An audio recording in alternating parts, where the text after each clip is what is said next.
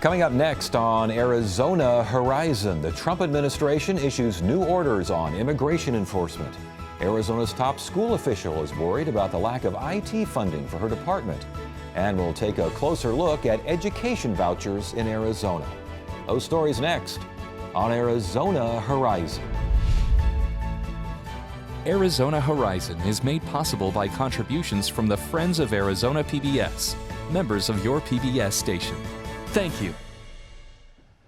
Good evening and welcome to Arizona Horizon. I'm Ted Simons. The Department of Homeland Security today issued an extensive set of new orders designed to increase immigration enforcement.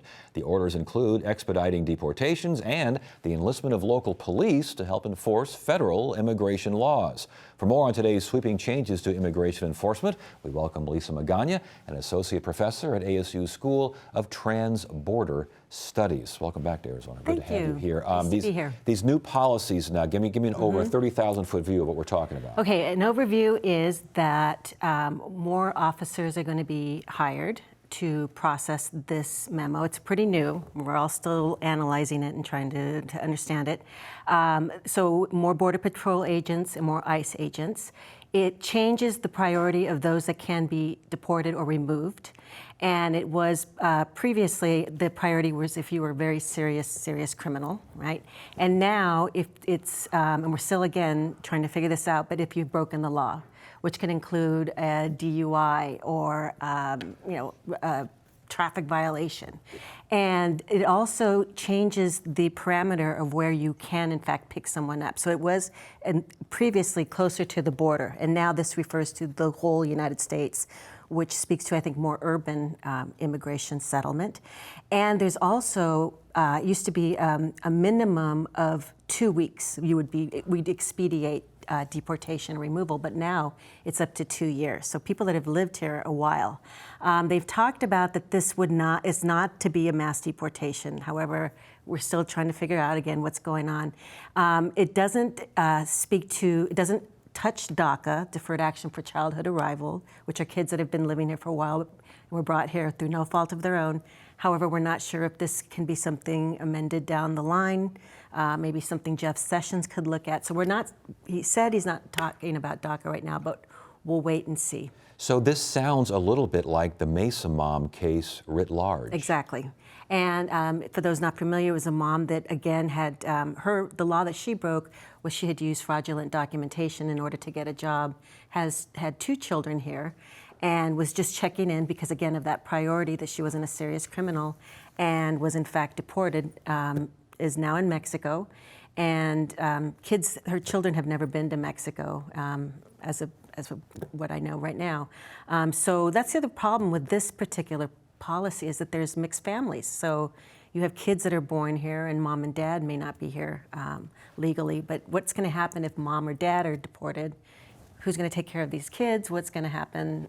All of these sort of uncertainties that just not really clear. The idea of starting the process to hire at least 10,000 more ICE and Border Patrol agents, start the process of expanding detention facilities, creating an office I found interesting to assist families who've had family members killed by undocumented. I mean, all of these things, this is going to cost money. Do we know the cost of all this? Well, a lot of money, I can say that. And can I just back up a little bit? That, immigration, as we know, has gone down. And in fact, it's been down for a while. You've talked about a net migration, zero net migration, with the number of people that have left and the number of people that are coming in. So this is not I would suggest, a priority issue. We're now focusing on the 11 million people that are living here. And so this idea, you'll hear this a lot, we're going to secure the border. We need to do more in terms of enforcement. And I would suggest that is one of the problems with this memo, is that it strictly focuses on enforcement.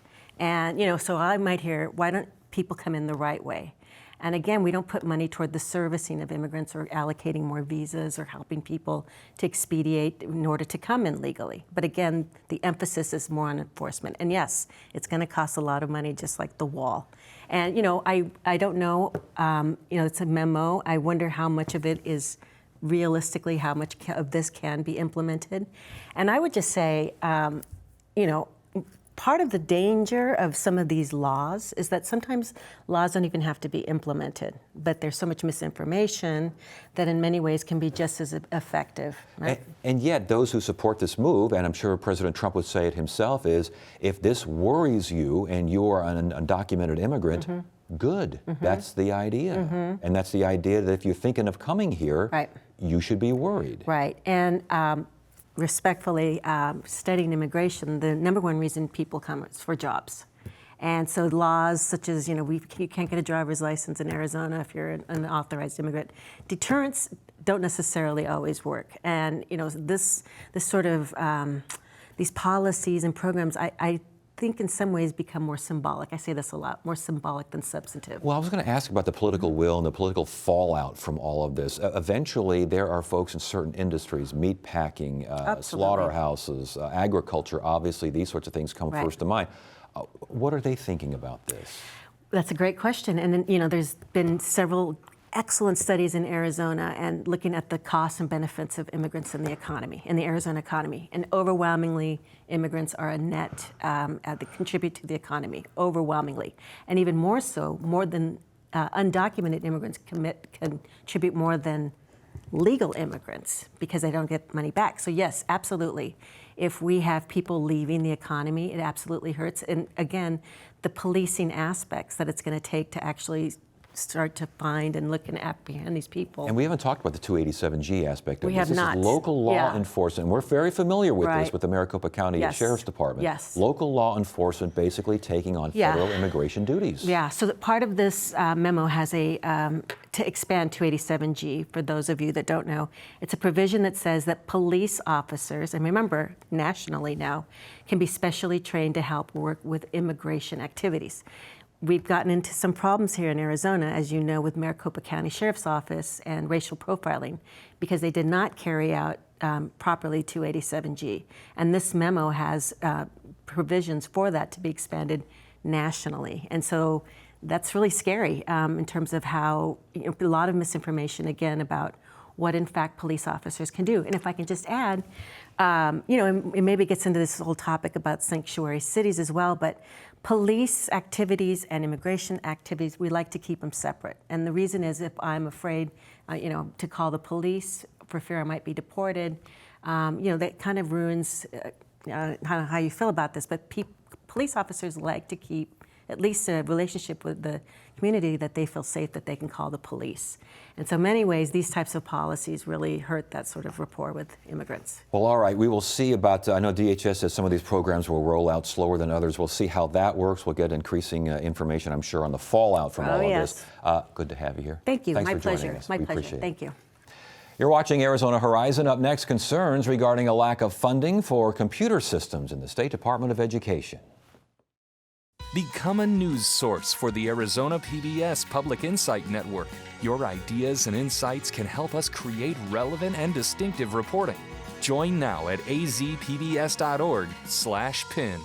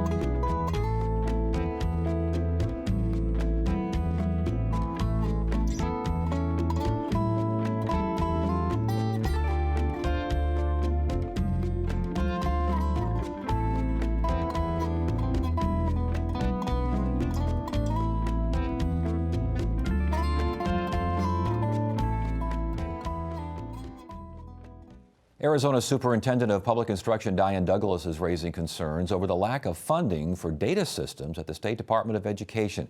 Douglas says the lack of funding could have severe consequences for public and charter schools throughout the state. We welcome Diane Douglas to Arizona Horizon. Good to see you again. Great to be back, Ted. Thank you. All right, lack of funding for IT systems. What are we talking about here? Well, unlike any other state agency, we have no money in our baseline budget to run the computer systems for the Department of Education, which runs basically every single system education related throughout the state. The last time I was here, I believe we were talking about my Arizona Kids Can't Wait plan and a 5% salary increase for our teachers. Well, if we can't run an IT system, teacher salary decreases will be 100%, and we can't have that happen. You're asking for $17.6 million for this data system. What exactly would that pay for? Well, it's been a system that's been over creation for several years now. It replaces a system that was basically at the end of its life and crashing routinely. We've been working on it. $10 million would pay for the ongoing maintenance to make sure that system stays up and running and supports about between 100 and 150 other systems that our schools use. And then we need about $7 million to create what's called APOR and CHAR. Those are the systems that actually pay the money out to the schools, $5 billion in state fund and $1 billion in federal funding. So without that, children won't get their free and reduced funding to have meals. I was going to say, if this funding doesn't happen, are we talking about money that should be going to schools and such not going there? That is exactly what we are talking about. We are talking about basically the defunding of public education in Arizona because we will be unable to get the money to the schools, to the districts, and to the classrooms. How did the agency get to this situation? There was not a recommendation made in the governor's budget to fund this IT program. But I am encouraged that I was able to speak with the governor today, and although we don't have a number and I don't have anything that I can be assured of at this point, we will keep working and keep the lines of communication open to make sure that we're able to get this crucial funding for our students. But again, I'm kind of wondering how we got here. It seems like we just hit a wall. I mean, was this gradually building? I mean, we're going from distributing funds to we may not be distributing any funds. I mean, that seems like a pretty steep cliff. We had not quite $8 million in our budget last year, and it's always a bit less than we ask for to realistically finish the projects. And this year, it was zeroed out. I don't understand why. Were told we'd hoped it was an oversight. We were told by staff it wasn't an oversight, it was a conscious decision. As they look at other areas of the budget, I really can't explain it, but I am optimistic that we will keep working together to get a resolution, because we must. If I'm not mistaken, other agencies got IT update money. Yes. The two systems that I just mentioned, APOR and CHAR. APOR gets money to traditional districts, CHAR to charter schools. Those systems were created in 1999. We have very few children that are even in our system that were alive when they were created. We have agencies that are being given funding that are replacing systems that are a fraction of that age after 5 or 6 years, and we're trying to replace antiquated systems. You want $17.6 million. The governor zeroed you out. So let's say he throws back 6 or 7 million, something along. Is that good enough? Are schools still going to get their money? That is going to greatly hamper the services that we can provide to schools. I mean, one of the reasons that we're asking for this now, I appreciate that the budget is a negotiation and that does take time, but the reality is we are in a market where IT is very hot right now. And would your staff, if they knew they had zero salary on July 1st, would they still be here? I think they'd be looking for other jobs. Yes. And we can't, even if we get the funding in May, we've still greatly harmed the system because we'll lose a lot of crucial people that we need to keep there for our children and for our families. With that in mind, how long can the department work with what you got? Well, we have the funding for this year, and we can work with that, but we will be at zero on July 1st, which means our systems will shut down, and that doesn't take into account people that may not wait till July 1st to look for positions. As far as people saying, I'm not going to stick around here. Very talented people. Who would roll the dice with their family? You say the governor is listening? We had a discussion today. So that's encouraging. I reached out on Friday and we were able to actually speak today. I'm told there will be some ongoing discussions, but we need to know what we can insure our people of. And you know, one of the other problems that hurts us is that the legislature always passes new bills, and often they impact the coding for our computer system, like current year funding last year. Right. Which we had to make that adjustment with no funding to do it. Yeah, they're Those moving are the crucial goalposts and not pieces. paying you for the new goalposts. Exactly. All right, well, we'll see where this goes, 17.6 million, and that's the magic number for you, I guess. We'll keep an eye on this one. I very much appreciate you doing that, and I thank you once again for your time today. All right, thanks. Good to see you. Thank you.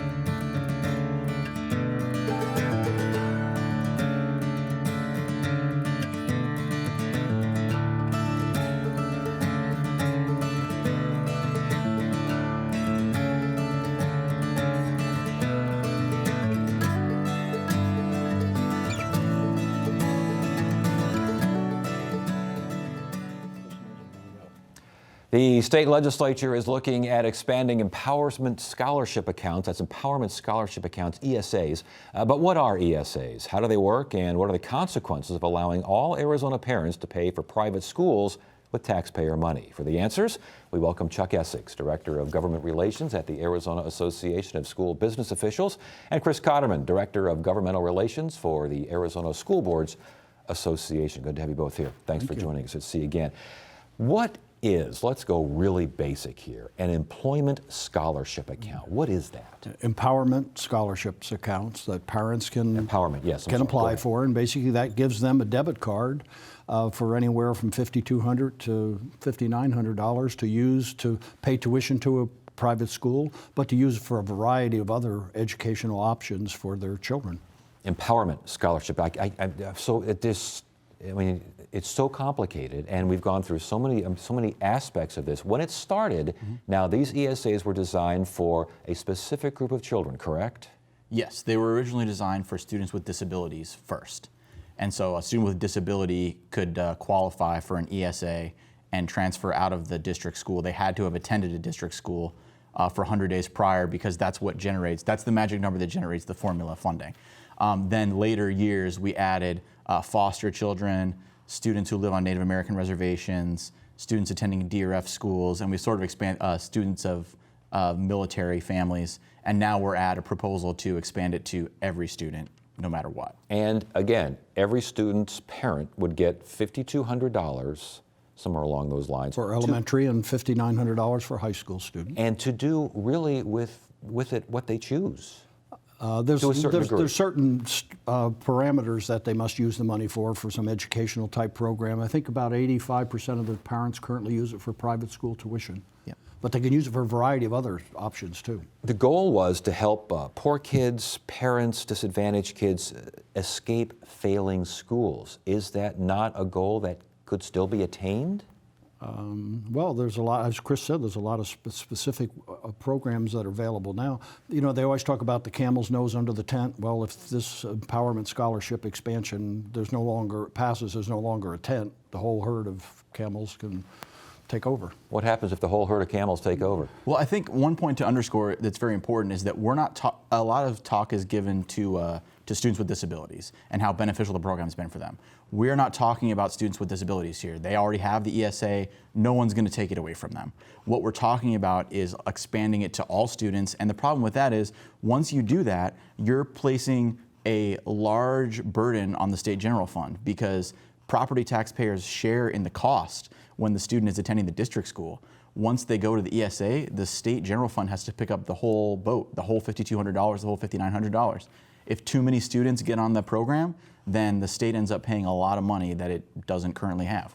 We've done an analysis and looked at every school in the state, and every ESA student gets more money under this program than what the state's providing to the school district, anywhere from averages $1,000 for an elementary student and an extra $1,200 for a high school student. So when lawmakers say, and we've had lawmakers on the show saying that this program will save the state money, you say Costs them $1,000 on average for every elementary and $1,200 for every high school, more than what the school district is currently receiving. And that's at all an expense on the state general fund. Now, I would imagine some of these state lawmakers would say, okay, then I guess we may have been wrong regarding the cost of all this. It's still better because it gives parents a choice. Sure. I mean, there is that argument, and from the Arizona School Boards Association perspective, we're not afraid, public schools are not afraid of choice. What we believe fundamentally is that the state's fundamental obligation first is to fund adequately public schools, district schools, and then obviously in Arizona we have charter schools. But without funding adequately district schools and charter schools, which we're not, we're currently operating with $1 billion rollover, $400 million reduction in formula funding. We have problems paying teachers in this state. Now is not the time to shift funding from district schools and charter schools to ESA and private options. Agree with that, obviously. Yeah. Just the cut to district capital funding and charter capital funding is $380 million. Districts only have 15% of what they should be getting from the state in capital funding available to them. They're in dire straits across this state. What about I know there's a cap. Talk about the cap that exists right now and where that cap would go. The cap allows 5,500 new students to come in each year over the next 2 years, and then after the next 2 years, cap's gone. So the cap is not, it's kind of like you driving down the road and you go through 2 states and you get to the 3rd state, there's no longer a speed limit. Well, that's kind of what happens with this. When you get to that 3rd year, there's no cap. It could be whatever number actually applies and get approved for. And we should mention this expansion kind of phases itself in over those 3-4 years to where when it's finally in there fully, cap is adios. Yeah, exactly. And the big thing to watch out for here is that it phases in, but there's a current provision for students who meet the eligibility requirements. If you never have attended public school but you're eligible to enroll in kindergarten, you can come in straight away. So over time, if it's universally expanded, parents who are going to send their children to private school anyway can start their students in kindergarten on an ESA and just collect the money from the state and subsidize their students' private school education. That's what we're concerned about. But if the cap were extended, more palatable? Well, from an association perspective, we disagree with these on a fundamental level. But given if we were forced to accept them, then yes, a cap is a mandatory. But if you're going to cap it, why don't you just keep it where it is today until you want to expand it and allow significant more numbers to be included? What do you really think is going on here with this expansion? I think there's a lot of people who want to see public schools diminished, and they either don't like public schools and the way they're run or whatever, or they want to give parents choice, and certainly we're all in favor of choice, but you need to have good public school. 85% of all the students in the state currently go to traditional public schools. The state should be funding those first, funding them adequately, not at 48th in the country, but at a little higher rate than where we currently are, before you start looking at other options to expand programs to other areas. Would that 80+% rate, would that still exist if parents did have these empowerment scholarship accounts and did have the extra choice? Sure. I mean, we are confident that our public school option competes fairly well for most parents with all other options, which is why we're not afraid of choice. But the idea here is that by allowing students especially allowing students who've never been enrolled in public school, whose parents plan to send them to private school anyway, to take public money and use them for a private option. We're philosophically opposed to that, like I said, but also it just siphons resources away from the state's primary responsibility. We're not afraid of choice, but we want to compete on an equal playing field. We want to pay teachers a market competitive salary. We want to be able to renew schools and not have to kick students out like they did in Glendale for 6 weeks because they had to repair the building. I mean, these are the kinds of things that are going on, and it's just not the time to do this kind of thing. Same question I asked Chuck. What do you think is really going on here? Well, I think that there are people who are very committed, legitimately committed, to this idea that all schools, all educational options should compete on a level free market playing field. But the fact of the matter is the system in Arizona isn't resourced to make that possible. There is no equal competition when one school can take state money and still charge tuition on top, a private school under an ESA, and one school is obligated to be there 24/7, 365 to educate all comers in a high quality fashion. It's just not an equal playing field. Agree with that? Yes, we lead the nation in choice, but we also are way at the bottom of how we fund the choices that parents have, and we need to start looking at providing well-funded, adequately funded choices for parents, not underfunded choices. Real quickly, you've been at the legislature a long time. You think this is going to pass? I think hopefully there's some legislators, once they see the cost to the state general fund, once they see the savings are not there, they realize that this is not the time to make this type of a move. That's my wish. Now, whether that'll come true or not, I've ever had wishes that don't come true, but that would be my wish. Gentlemen, good to have you both here. Thanks for joining us. Wednesday on Arizona Horizon, Arizona Republican Congressman David Schweiker joins us in studio to discuss a new deportation rules and other issues, and state lawmakers will join us for our weekly legislative update. That's at 5:30 and 10 on the next Arizona Horizon. That is it for now. I'm Ted Simons. Thank you so much for joining us. You have a great evening.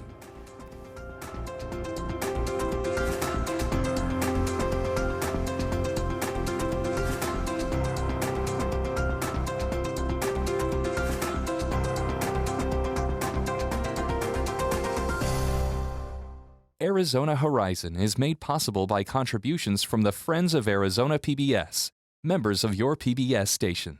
Thank you.